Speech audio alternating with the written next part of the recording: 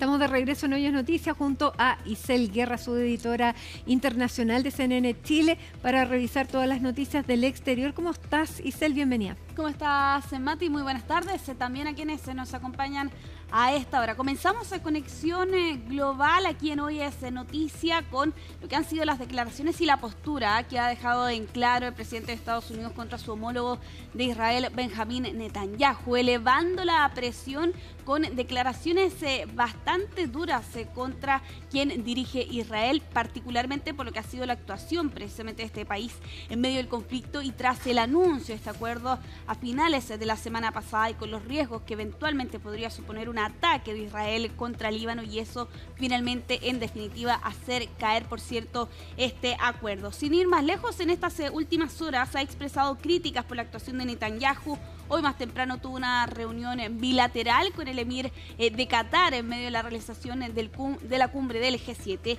y aquí le pedía a Netanyahu ser más responsable con Líbano, planteando que no está satisfecho con la forma en la que Israel ha manejado este conflicto con Hezbollah precisamente en el territorio libanés. Incluso mandaba un mensaje medio críptico, plantean aquí algunos analistas, señalando que sea Siria quien se ocupe de Hezbollah y eso ha, por cierto, abierto varias preguntas respecto a qué es lo que buscaba plantear Estados Unidos y su presidente, particularmente con esas declaraciones. Alicia Contreras, nuestra editora del área internacional, está en Israel y nos trae detalles de lo que ha estado ocurriendo en estas últimas horas desde ese país.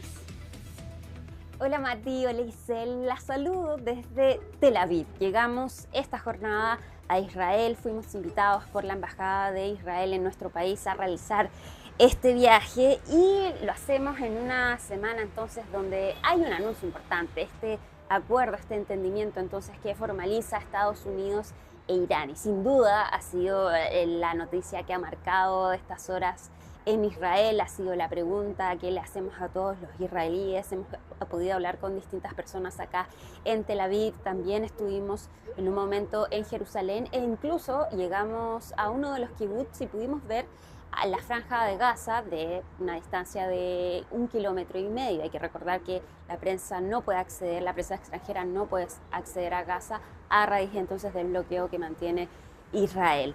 Y acá la noticia de este acuerdo se ha tomado con cierta amargura, no indiferencia, pero sí los israelíes parecen estar molestos porque según ellos mismos señalan, este acuerdo no considera a Israel. Dicen que es un acuerdo que logró Estados Unidos e Irán, por lo que hay poco entusiasmo entonces respecto de este anuncio que hizo Donald Trump y también se ve reflejado en las acciones que está tomando el gobierno de Israel. Durante esta jornada continuaron los ataques entre Israel y Hezbollah en el sur del Líbano, a pesar de que desde el régimen persa señalan que una de las condiciones entonces para este acuerdo es que Israel se retire del sur del Líbano. Hoy habló el primer ministro Benjamín Netanyahu, vi de hecho la conferencia de prensa en la televisión acá nacional y señala a Benjamín Netanyahu que ellos no se van a retirar del sur del Líbano. Dice que Hezbollah continúa siendo una amenaza para los israelíes y también dice que no se van a retirar tampoco de Gaza ni de Siria. Escuchemos lo que dijo hoy entonces el primer ministro de Israel, Benjamín Netanyahu. En segundo lugar, con respecto al Líbano, creamos allí una zona de amortiguación, una zona de seguridad. Permaneceremos allí el tiempo que sea necesario. Irán quería que nos retiráramos, no sucedió. ¿Saben por qué no sucedió? Entre otras cosas, porque me mantuve muy firme, fui muy decisivo al respecto y creo que nuestros amigos estadounidenses respetan esta decisión y firmeza. Nos quedamos allí porque necesitamos proteger a los residentes del norte y también hay otras cosas que queremos preservar y actuamos para preservar nuestra libertad de acción. Bueno, acá en Israel entonces, si bien estamos en un país en guerra, de todas maneras, acá los israelíes viven con normalidad. De hecho, ya son cerca de la medianoche acá en Tel Aviv, se escucha música, hay gente en las playas, los niños están prontos a salir de vacaciones, pero hay pequeños detalles en que se nota entonces que estamos en guerra. Por ejemplo, llegar hasta Tel Aviv nos costó mucho, hubo retrasos en los vuelos, cancelaciones, estuvimos viajando prácticamente 2 días para poder llegar a este lugar, y de hecho nos señalan entonces acá los israelíes que efectivamente hay un caos con los vuelos a Tel Aviv, que esto está ocurriendo desde entonces que comenzó esta guerra. Entonces, si bien parecen estar en normalidad, de todas maneras entonces hay estos pequeños cambios. Nos dicen que también los centros comerciales han tendido a cerrar, que ya no, el comercio ha sufrido, que los israelíes ya no hacen tantas compras, sino más bien lo justo y lo necesario. Por otra parte, también nos dicen entonces que el turismo se ha visto afectado principalmente por esta guerra que mantiene Israel en distintos frentes. E incluso la semana pasada nos señalaban que varias veces tuvieron que correr entonces a sus refugios debido a las sirenas que sonaban por los ataques que estaban intercambiando entonces en esos días. Hoy habló el presidente Donald Trump, estuvo en el G7, estuvo acá en Europa, y por supuesto el tema más importante fue este acuerdo con Irán. Donald Trump entonces reiteró que el régimen persa no va a tener un arma nuclear. Dijo además que el texto lo va a enviar al Congreso estadounidense para su aprobación. Y por otra parte también siguen entonces algunas declaraciones de parte de funcionarios que señalan que este acuerdo incluiría un fondo de $300 millones para la reconstrucción de Irán, algo que el presidente Donald Trump ha negado completamente. También se refirió al primer ministro Benjamin Netanyahu, reiteró sus críticas a su accionar respecto de los ataques en el Líbano, ataques que se realizaron en días claves de estas negociaciones. Donald Trump dijo que Benjamin Netanyahu debería ser más responsable. Pasemos a revisar qué dijo el presidente de los Estados Unidos, Donald Trump. No, teníamos una gran relación. Estamos hablando de algunos detalles. No me gustó que hiciera un ataque basado en, ya sabes, hay algo muy pequeño, una cosita con unos drones que fueron liberados, y termina haciendo algo muy... Vi ese ataque. Vi a dónde fue esa bomba. ¿Viste lo que pasó? Eso fue cruel. Eso fue demasiado. Ya sabes, uno también puede exagerar. Hemos tenido una relación muy efectiva. Sin nosotros, sin Estados Unidos, no habría Israel. Sin mí, no habría Israel porque ningún otro presidente estaba dispuesto a hacer lo que yo hice. He tenido una gran relación con Bibi, pero ahora Bibi tiene que ser más responsable respecto al Líbano.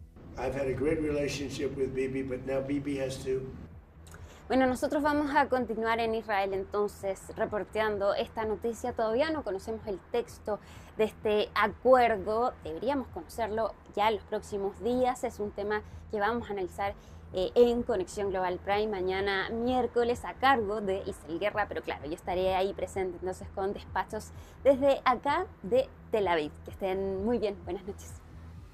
Bueno, y precisamente hablando de lo que ha sido la figura del presidente de Estados Unidos, Donald Trump, en la cumbre del G7, con uno de los temas principales, por no decir el tema principal de este día allá en Francia, que ha sido precisamente el anuncio del acuerdo entre Estados Unidos e Irán. En esta segunda jornada en Evian-le-Bain, marcado, por cierto, por este anuncio que le pone fin a este conflicto después de 3 meses y medio, y con algunos análisis que se hacen, por cierto, respecto a la figura del presidente de Estados Unidos y con su presencia en este evento. New York Times, por lo demás, plantea que los líderes europeos son más conciliadores con el presidente de Estados Unidos por estos días tras esta amarga ruptura en medio de un periodo de tensas relaciones. Recordemos que el presidente de Estados Unidos retiró a las tropas de su país del continente en medio de lo que eran los desacuerdos europeos por el rol que tenía Estados Unidos sobre el conflicto en Medio Oriente. Aunque, ojo, aún una situación precaria,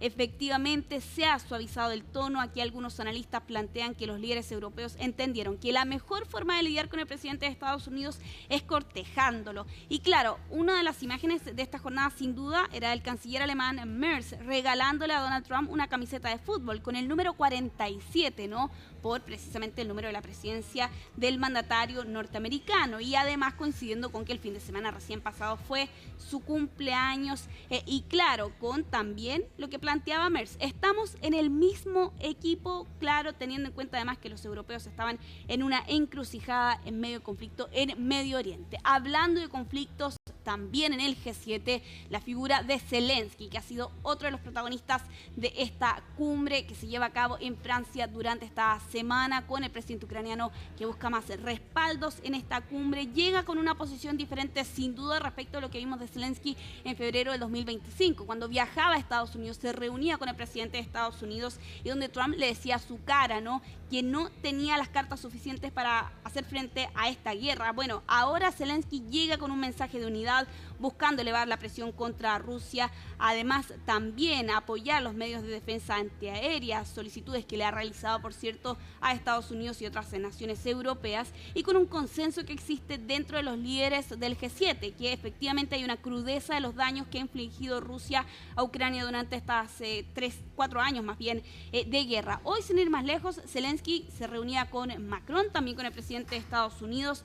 Trump señalaba que Rusia debería cerrar un pacto y que él hará todo lo que pueda, parte de lo que hemos escuchado entonces durante esta jornada en el G7. Seguimos precisamente en la cumbre que se está llevando a cabo en Francia hasta el día de mañana, con otra de las imágenes que ha dejado esta jornada por lo demás, y después de varias semanas de tensiones que hemos visto entre el presidente de Estados Unidos y la primera ministra de Italia, Giorgia Meloni, pareciera que Trump y precisamente la líder italiana están limando sus asperezas con el escenario de fondo y el telón por lo demás de la cumbre del G7. Vuelve la cordialidad, se ha informado que tuvieron una reunión de clarificación al margen de la cumbre durante una cena que se llevó a cabo el día de ayer por la noche, una cena de líderes, y a eso además también otras oportunidades, como lo han planteado las figuras italianas durante esta jornada, que han descrito además estos acercamientos como un intercambio útil que ha servido para aclarar las cosas. Uno de los momentos cuando el presidente del Consejo Europeo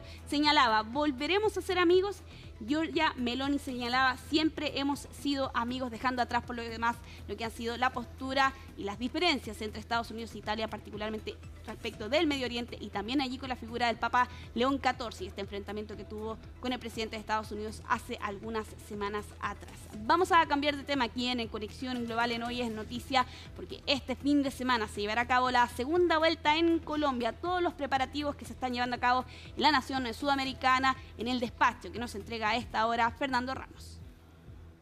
Algo más de 41 millones de colombianos irán a las urnas en segunda vuelta el próximo 21 de junio, domingo, para decidir quién será el próximo presidente del país, y van a elegir entre el candidato de derecha del movimiento político Defensores de la Patria, Abelardo de la Espriella, e Iván Cepeda del partido de gobierno Pacto Histórico, quienes fueron los que resultaron en los primeros lugares después de las elecciones del pasado 31 de mayo. Un país dividido, polarizado, y en donde ya se han conocido las últimas encuestas permitidas hasta este domingo, y en 3 de las principales publicadas por el periódico El Tiempo, la revista Semana, la revista digital Cambio, aparece en primer lugar Abelardo de la Espriella, con entre 8 y 4 puntos porcentuales por encima de su directo rival en el balotaje. Y hay que decir que también ya se cerraron las campañas en plaza pública, fueron permitidas hasta este domingo.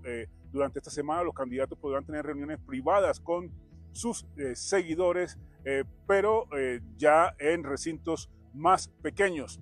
Una situación que se ha vivido en medio de una polarización bastante grande, no solamente en la plaza pública, sino también en las redes sociales. Esto dijeron los dos candidatos en el cierre de las campañas. Quiero hablarles de nuestra confianza en el pueblo colombiano. Estoy profundamente orgulloso de la campaña electoral que juntos hemos hecho. No ha sido con marketing político, derrochando recursos, comprando votos y conciencias, mintiendo, utilizando inteligencia artificial para construir calumnias, como lo está haciendo la campaña del señor Abelardo de la Espriella. A toda esa mafia que desgobierna a Colombia, desde Buga les digo, aquí hay una manada, hay un pueblo que no se arrodilla y que ha venido a enfrentarlos, a derrotarlos y a castigarlos. Este lunes también abrieron las urnas en el exterior en 67 países, en donde cerca de 1.400.000 colombianos están habilitados para votar y ya pueden ejercer su derecho democrático al voto.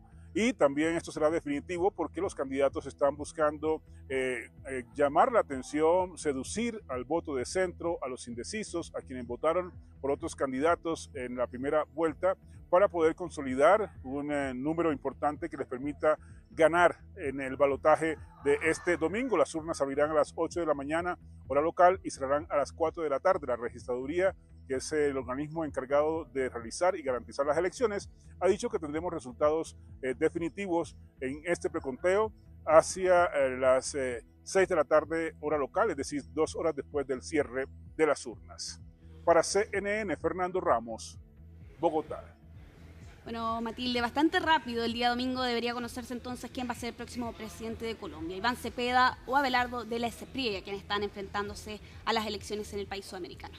Muy bien, muchísimas gracias Isel Guerra con esto y mucho más en CNN Prime. Se nos quedaron cosas pendientes, pero luego ahí lo van actualizando.